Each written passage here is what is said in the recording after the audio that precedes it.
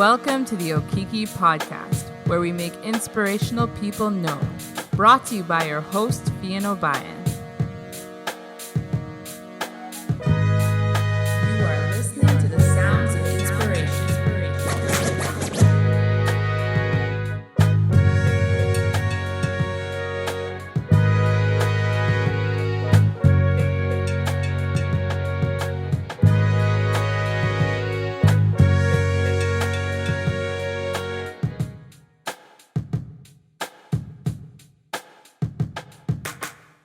You are listening to episode 74. And I also would like to introduce today the Okiki Video Bootcamp. Yes, I will be launching a course, which I will have a wait list in the show notes. And I will be launching some group coaching as well. I know there has been a lot of requests lately of people wanting to learn how can they create content for their own brands. And so I'm looking forward to bringing you along on the journey with that. If that's something that you've wanted to gain skills and techniques on, this will be for you. You'll learn systems on how to create content effectively and efficiently and have more time for yourself in the process while reaching your clients. Again, you can find the information for the Okiki Video Bootcamp in the show notes below.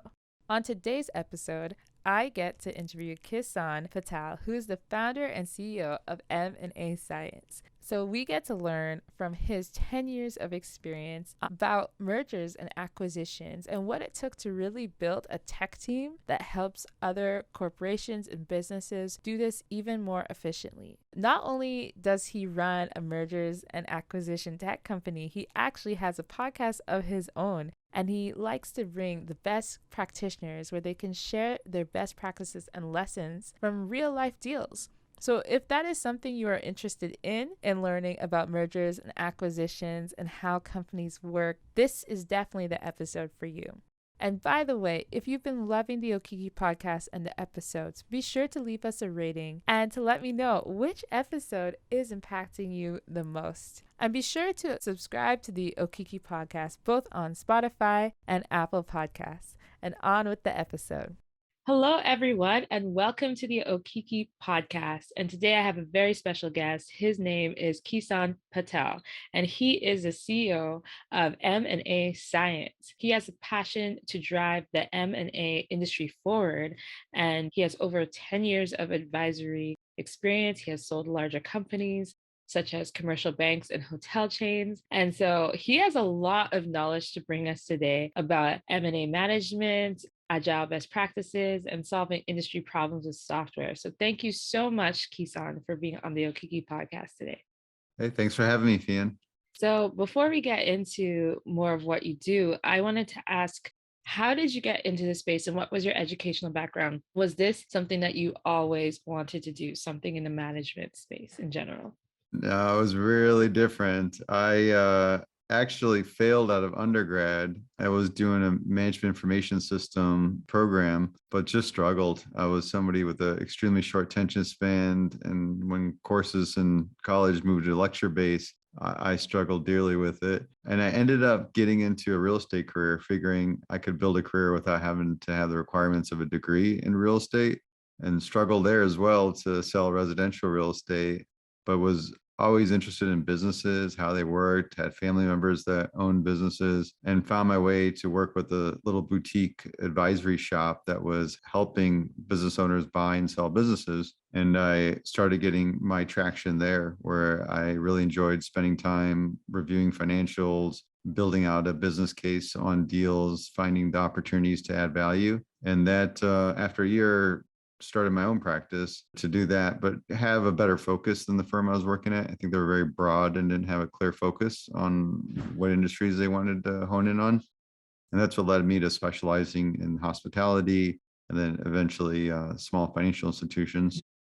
That's really great. And it's interesting hearing your story. So with the undergrad and then with real estate, but then something about this boutique agency and this industry seem to spark your interest. So I just wanted to ask for the audience, because a lot of our audience are people trying to find their passion, pursue their passion. What was it in those moments with the boutique that really caught your attention and began to really get your mind to activate and actually really want to do this? Yeah, I mean, I think like when you identify what you're really passionate about, build into it. And I think the big thing was thinking long, that this is something I could do for the next 10 years. I think that's got to be a key thing. The challenge I had was I would always, within that industry, I'd bounce around between industry. I always find this industry interesting. So even in the early parts, I would focus in one sector, then started doing restaurants, then healthcare, and jumped around. I really didn't find my success until I focused in one industry and became a subject matter expert, because over time you'll keep learning more and more and more, and then when you switch industries you're starting over again. So even I was doing M&A and had a core competency, but specializing in industry was really key. I think that's the big thing. I got three little kids, and I always sent them with their purpose, that their goal is to find what they love to do and be the best in the world at it. And that's like giving them that expectation. It doesn't come easy. Like you really got to work hard for it. And it's got to be something that you're going to be dedicated to over a period of time, because that success doesn't come in a near future. It always comes over time. And even though you're like on a daily basis, you may not see that progress, you may encounter the ups and downs, but know in the long run that you're making that progress to achieve those greater goals. That's great. And another thing I noticed is that in your experience, you noticed that there was a lack of efficient technology around managing, these deals of selling companies, buying companies, and like some of the management in general. So you talked about segueing from that boutique into your business, really getting your niche honed down. And then again, in noticing that, what did you notice and what makes your boutique and what you're teaching so different and revolutionary in this space?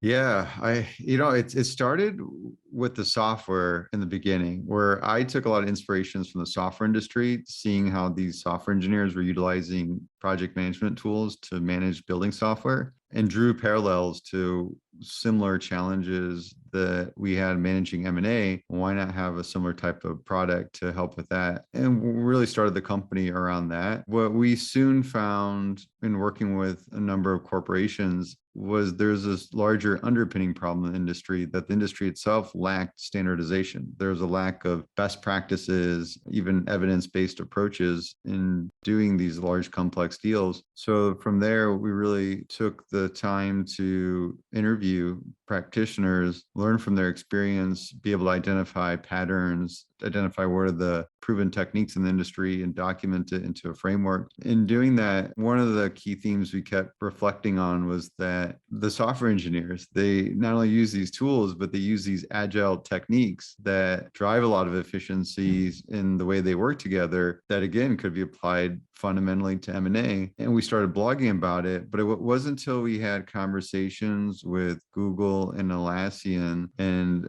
validated these ideas that they were actually utilizing these agile techniques stemming from the engineering culture and applying it to M&A with great success. And that's what gave the enough confidence, validation to go out and put a book together to collect these different ideas, different techniques we've identified into a framework that we then published, and today help organizations adopt these kind of techniques. But principally, same thing as the software industry, going from this old school traditional plan driven waterfall approach to moving into more of an agile based approach, which is you're less focused on creating this really detailed plan to execute.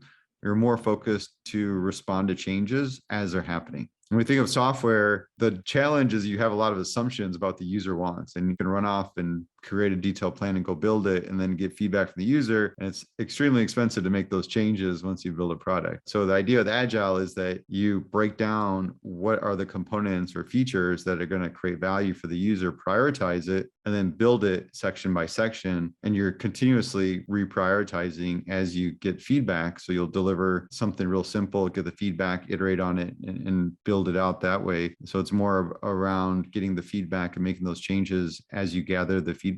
And M&A is really similar, because when you do a large transaction, you're acquiring a business, you have very little information up front. We can imagine like two executives in a first class plane making a handshake deal of, I'm going to buy your business. But then as you progress, more team members get involved when they go through this diligence phase of validating the information that's represented, identifying the risks, planning for what they're going to do with the business after they close on the deal. More information gets disclosed. And then once you finally close in the transaction, even more information gets disclosed. And that's when you really identify additional risks and opportunities as you uncover more information. And that's where that plan driven, same dilemma. Like you just can't build this detailed plan up front. You really don't have the information to. That's where that agile approach fits in really well when it comes to mergers and acquisitions. Yeah, that's really fascinating because I'm definitely more familiar with hearing that in the tech space, but I can see how you drew the parallel and with explaining how like the mergers and acquisitions conversations even happen, why it makes sense to kind of approach it in this same way. So you kind of touched on this before and covered some of my question that I was going to ask you next, but you took the time to validate the idea. You said you talked to Google. Like, what were the initiatives you took then to really, I guess, launch your brand? Because as you mentioned before, you had worked with another boutique agency.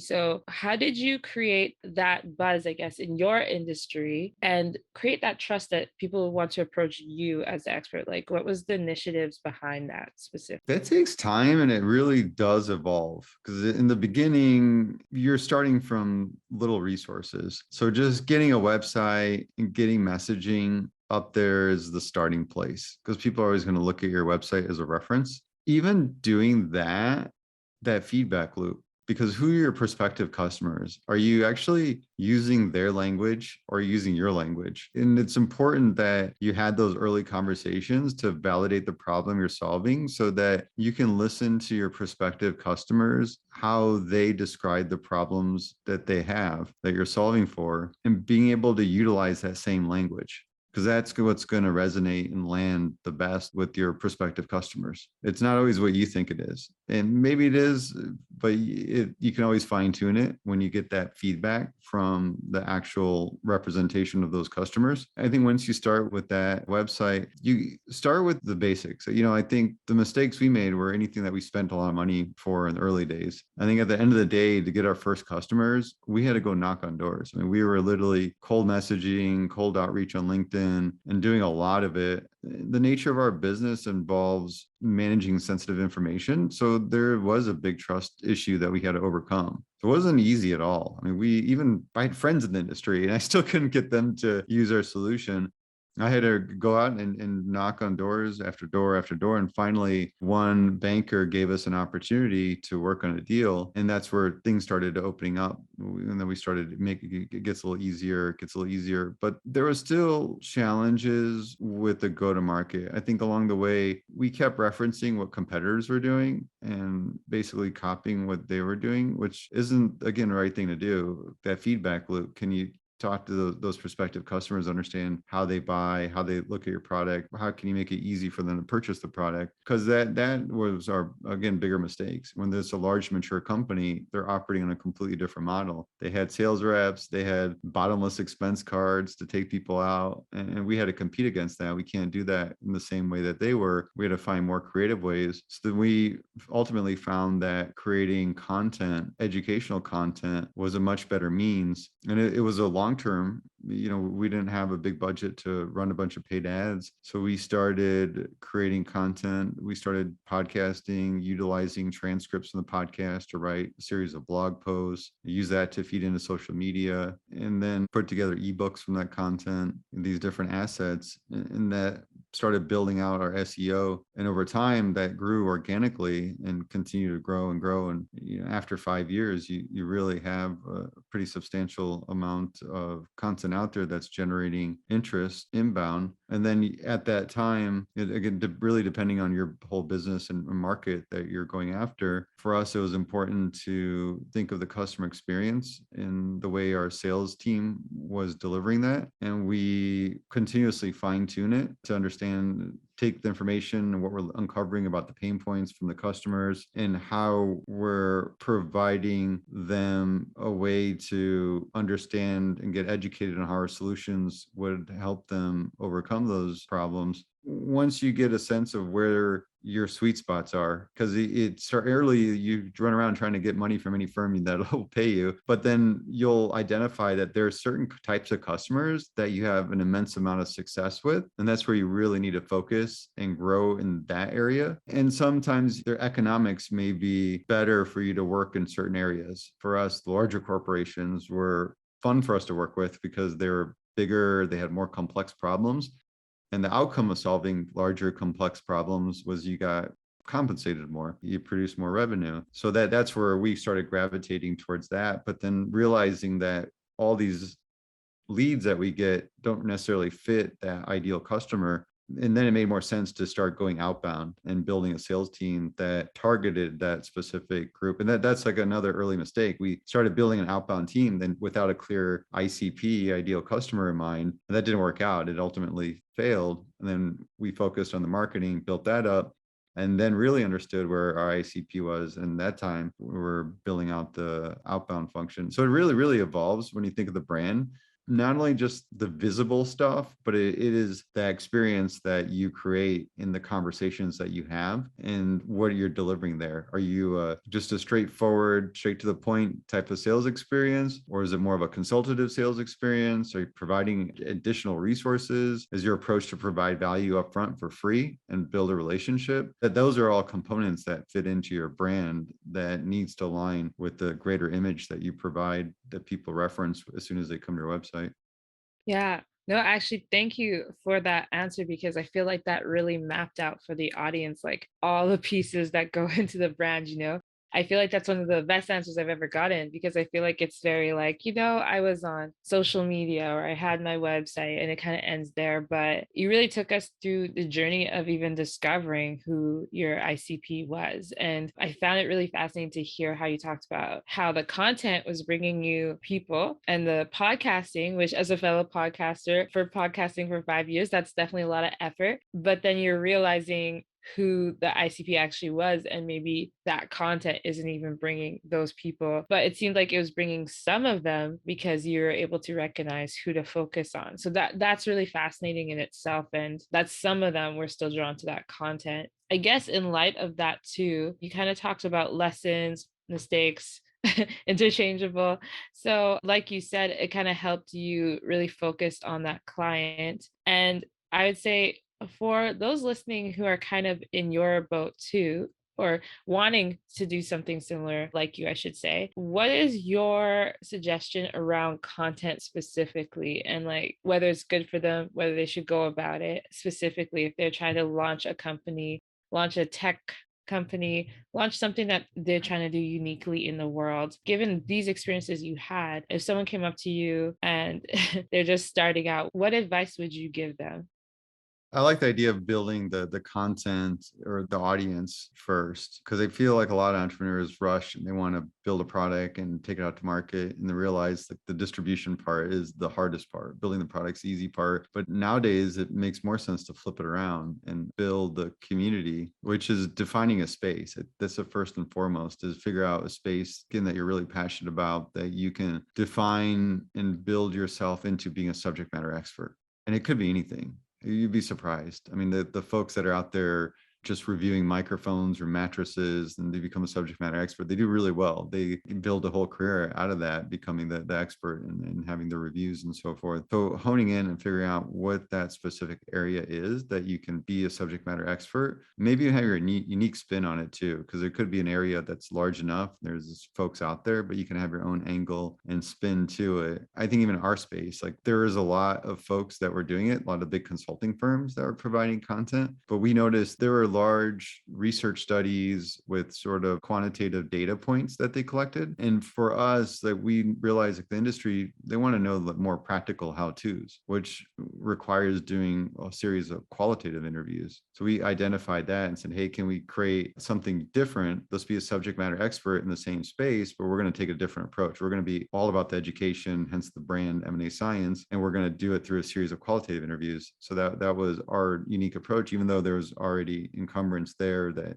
had that presence and so forth. So, but figuring it out, where's your subject matter expertise going to be? And then when you identify that, think of the mission around it. Because I think that's what really helped us a lot was when we started our podcast, it wasn't just to create content. It wasn't just to be the experts at M&A. It was to provide a platform that enabled practitioners to share lessons learned. That was our mission, was like, we know that the real valuable lessons are there within practitioners' experience. And if we can enable them to be able to share it, that's what's ultimately, that's what our mission was started from, was being able to do that. Then it creates just a greater purpose. It makes it a lot easier to pull folks in, let them know what you're about, say, hey, this is what we're doing. We created this podcast to allow folks like you to be able to share your lessons learned. And then the people identify with that. And it allows you to expand, keep that theme going as well, and really positions what you're trying to do, and allows your listeners to even rally around it as well. I think that's, if I was going to go after content strategy, I would really focus on those things and have the conversations. Like, it's not just sitting in a room coming up with it on your own.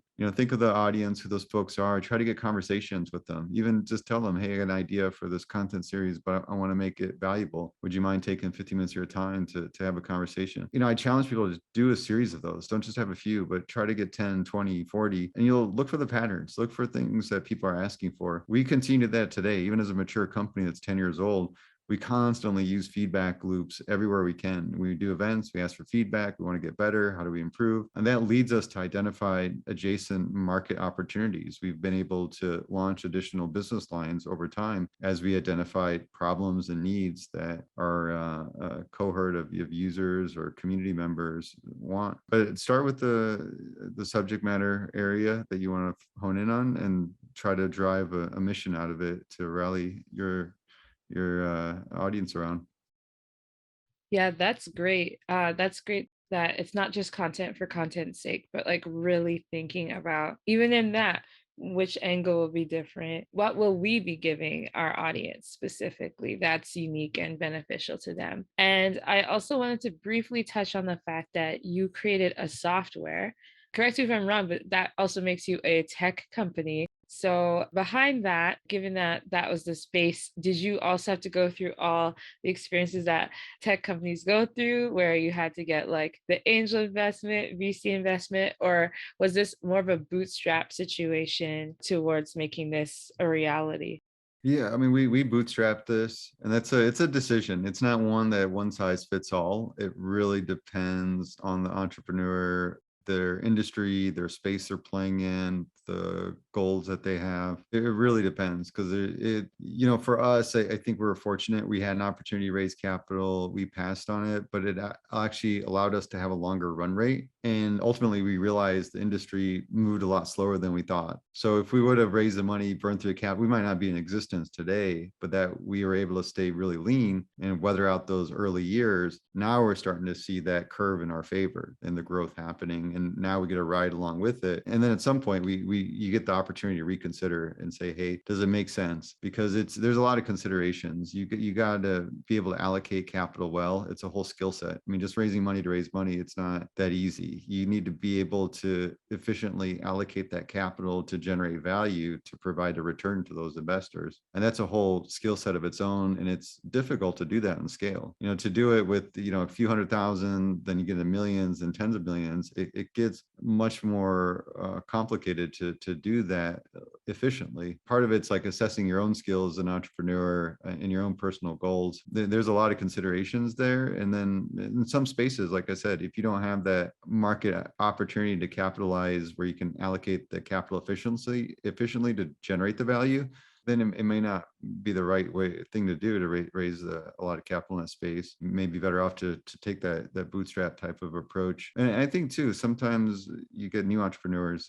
There's a lot to learn, just being an entrepreneur, building a product and things of that sort. So if you can figure out ways to learn those things without wasting your money or other people's money, that would be ideal. I mean, honestly, if I were to go look back and reflect on my own experience, the one thing I wish I did was join a Series A funded startup, spent maybe a year or two with that company, just to learn the capital allocation, just to see how they build functions, how they grow and scale. Getting those lessons would have been extremely valuable when going off and doing it on your own. Just looking back, if there's an opportunity to do that, that allows you to really get those skills, then it would definitely help when doing your own venture, because it is a lot harder than you anticipate if you haven't experienced that growth environment before and really done something relatable. Yeah, definitely. And thanks for giving insight to that for some of our listeners who are also interested in the tech field. Just thank you again for the comprehensive interview so far and just really explaining like the different industries and how to go about even going into the industries of choice. I wanted to ask you a final question. What do you value the most about the position you're in today and the company you lead?